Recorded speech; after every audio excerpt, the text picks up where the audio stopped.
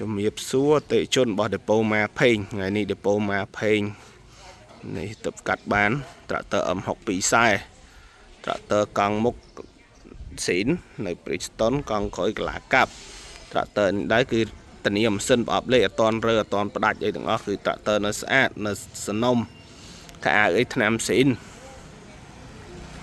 រៀបចំជើងក្រមម៉ាស៊ីនប្រអប់លេខអត់តន់ប៉ះត្រាក់ទ័រនេះដែរគឺមកមានមួយឈុត M62 ខ្សែកន្លាកង់នៅជ្រៅល្អបងប្អូននេះផែនក្តិតក្រោយបងប្អូនអាចមើលបានថតចិត្តជូនបងប្អូនមានចំណាប់អារម្មណ៍អីអាចមកជាវបាននៅដេប៉ូម៉ាផេងទីតាំងនៅភូមិ7មករាឃុំតាំងកសាំងស្រុកសតុកខេត្តកំពង់ធំ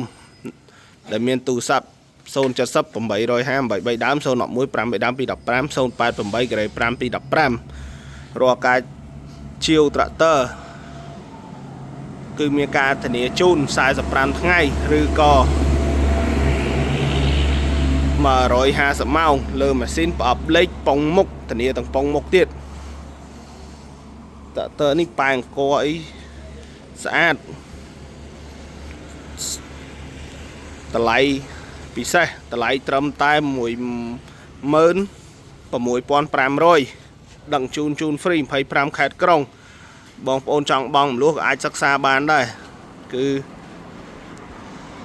មានត្រឹមតែ40 ទៅ 50% មុននៃតម្លៃត្រាក់ទ័របង់មលុះបានបងប្អូនមានចំណាប់អារម្មណ៍ត្រាក់ទ័រ60ខ្សែ70ខ្សែ62ខ្សែអីអាចតាក់ទងមកដេប៉ូម៉ាផេងបានតម្លៃគិតជូនពិសេសជូនហើយមានក្នុងស្តុកច្រើនគ្រឿងមានពី019ឡើងរហូតដល់024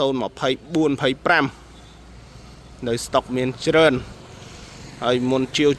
ទៅគឺមានការរៀបចំជូនឲ្យស្អាតហើយបានដឹកជូនចេញទៅអរគុណបងប្អូន